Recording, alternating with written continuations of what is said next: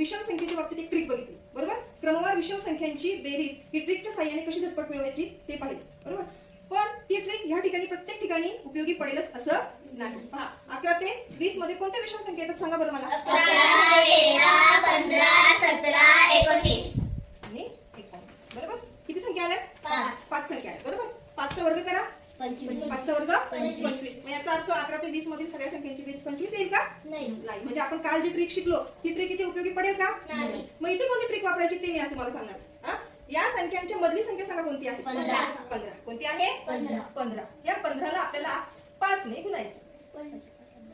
15 5 75. 15 5 75.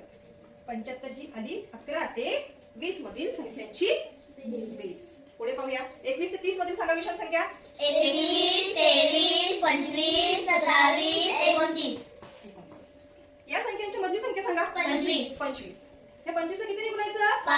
5 ने. किती उत्तर येतंय मग? 25 चा पाडा 5 पर्यंत. 25 5 125.